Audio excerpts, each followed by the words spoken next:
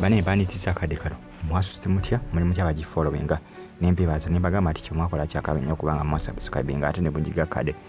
bagita Fad TV ki wano bane updates ezinavaayo mbana mawulire agaba gatambula okwetoolebwa nga yati Uganda abagisinzira gye musinzira okubanga mujje kumira ku mbagamba ati kyomwakola kyamaanyi nnyo okubanga mugifollowinga bagita Fad TV ki abali mu Iraq kata Saudi Arabia Oman bagamba nti muli batabu nnyo eteekateeka munnango omukolo gwa muwala wa Pastor Bugingo Yiino gusonze omukolo gusonze bagamba nti omwami gwe yafuna alinamu essimbi alinamu ettooke enteekateeka zaatandise bagamba nti omukolo guno gusembedde era nti gwakubeera mu guno omwezi era mbu mu wiiki eno wabula kyeneebuuzira kintabudde oguba nga gwa mwezi guno gwa mu wiiki eno guli bonkya kubanga ntabe ebifaananyi bitambuzibwa nga balaga mbu enteekateeka yawedde dda awo ebifaananyi batambuza ku mukutu gwa Twitter nga bagamba mbu enteekateeka yawedde era nga bino ku nteekateeka ebifaananyi eby'omukolo gwani eby'omukolo gwa muwala wa Bugingo ne Teddy binkonfuzizeemuko bintabudde kubanga kibategeera nti gusembedde gwa mu nnaku zino guyinza okubaawo enkya omanyi muwala wa Bugingo yagamba nti omukolo gwe ayinza obutaguteeka nnyo ku social media ayinza obutateekayo buli kimu ku social media kaadi zaabaweebwa kubanga Jessica Kayanja yekenyini yagamba nti bamuwadde kaadi Jessica Kayanja ne Robert Kayanja babawa kaadi wabula Bugingo tebamuwa kaadi wabula obufaananyi butanisa okubanga buli enkinga balaga mbu obufaananyi bw'omukolo omukolo tegubeera nga gwa leero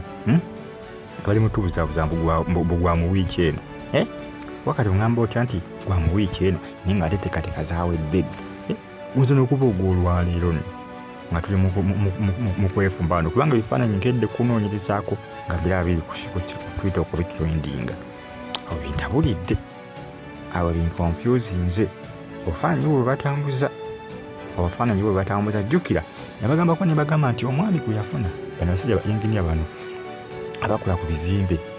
ate si inginiya wa Uganda wokawuka n'ebweru w'eggwanga naye akola ki naye abeerako ku bizimbe ebizimbibwa emanga g'abazungu kibategeeza nti ettooka alina kye bayita akasente alina kye bayita akasente ne Bugingo ye gyali eryakolima musajja watu tebamuwa kaadi yagamba nti abaana bamukyawa okufaako obufi yagamba abaana babukyawa okufaako obufi kaakati ddo ojja kuwulira waki bigenda okuba kola ki bigenda okuba nga bikomekera kyenkusaba kiri kimu kyokka konfollowinga subscribinga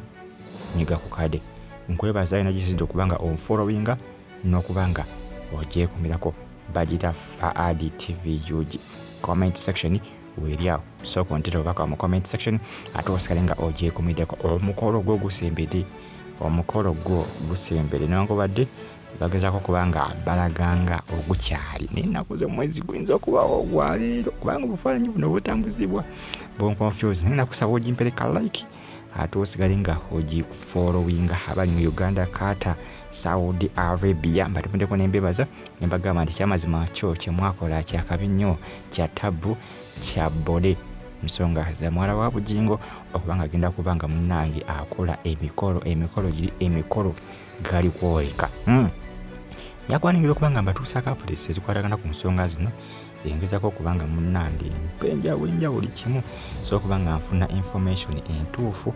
egenda mu maaso mu situation nja kuba mbibatuusaako byonna ku just munfollowinzi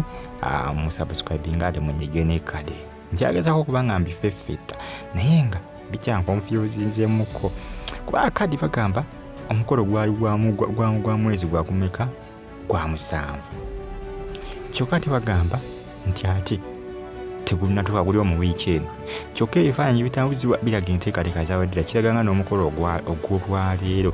awo bintabudde binkonfuzinzeemuko tebulangizako okubanga mbinoonyereza ndabe kiki ekigenda mu maaso naye nga yenteekateeka masavu omusajja alinamuko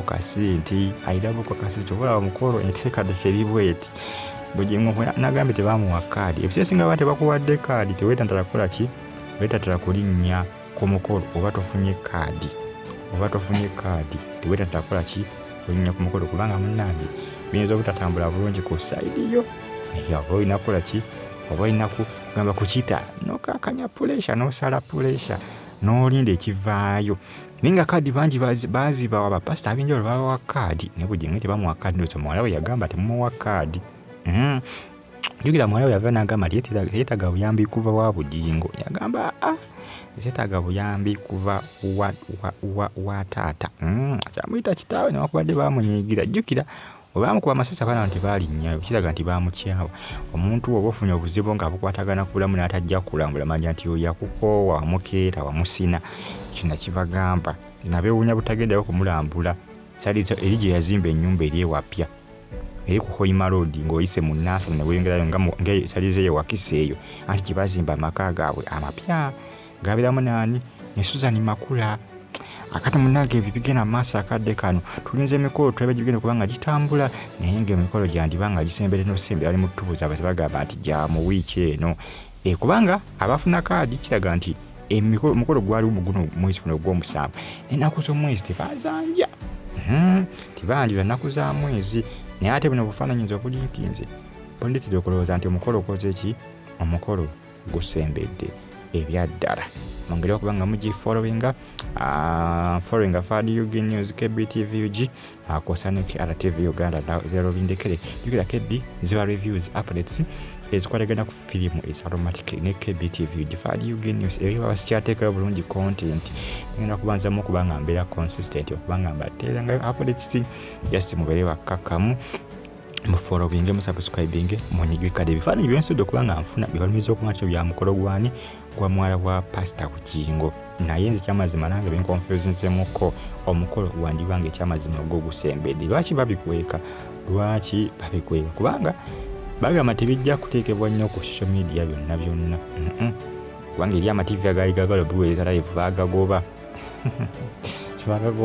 baali bagala guweereza live nga bwe baweereza omukolo gwa Remani Amuza.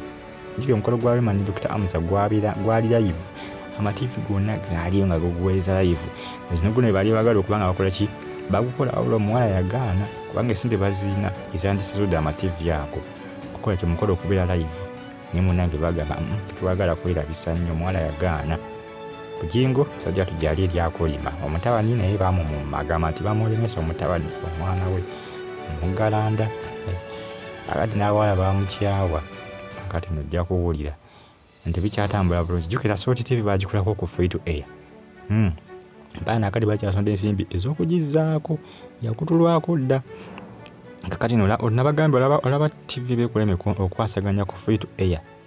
kati onasobola ogikwasaganya ku DSTV ne StarTime. Jukira ensimbi basasula nnyingi okubeera ku platform ezo. Free to air obusente buba butono kibategeera nti ate free to air ebeegana kibategeera nti ate ku DSTV ate bajja kukutulako ate essaawa yonna kubanga ate ziba nnyingi okubeera ku platform ya DSTV. Si byangu naye ng'emikolo gyegyo ebifaananyi bye byakalinkinga mube bulungi mweraba.